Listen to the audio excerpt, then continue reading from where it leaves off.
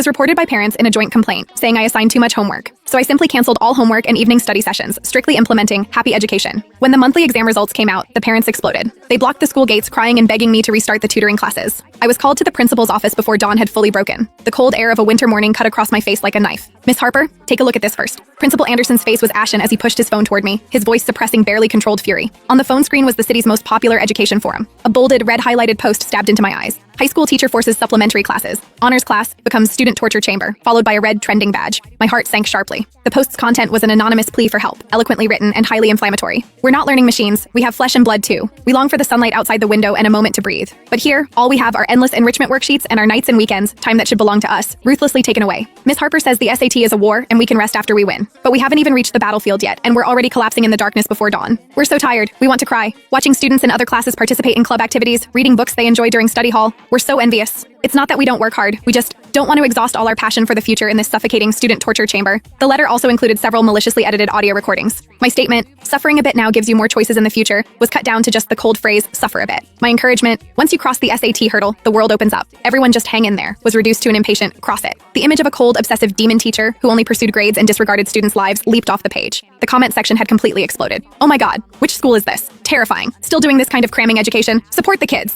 Gen Z should speak up bravely. Someone expose this teacher. Honors class? More like hell class. Doesn't the Department of Education care? My heart breaks for these kids. Hugs. This teacher doesn't deserve to educate anyone. Should be fired. I'm from the class next door at this school. Can confirm they study until after 10 p.m. every day. So intense. Need insider students to come forward. Let's see how twisted this Miss Harper really is. At City Department of Education, come to your job." Holding the cold phone, a chill crept up from between my vertebrae. Not anger, but a tremendous sense of absurdity at being betrayed. Those enrichment worksheets I stayed up nights organizing, selected from over 1,000 practice sets. In their mouths, they became the straw that broke their backs. The personal time I sacrificed to supervise their evening study sessions, always available to answer questions, that became ruthless occupation. Showing them the most difficult but most effective path to top universities, that made me the chief architect of student torture. The phone buzzed on the office desk. Principal Anderson's voice trembled slightly. "Miss Harper, the Department of Education is calling. They say they've received numerous complaints and are demanding we investigate immediately and give the public an explanation." I walked out of the principal's office. The hallway was empty, yet it felt like eyes were watching from everywhere. A strange atmosphere permeated the air. Class 11-1, this so-called honors class, was my labor of love since I started teaching them in 9th grade. From initial student selection to creating each semester's teaching plan, to crafting customized preparation strategies for students at different levels,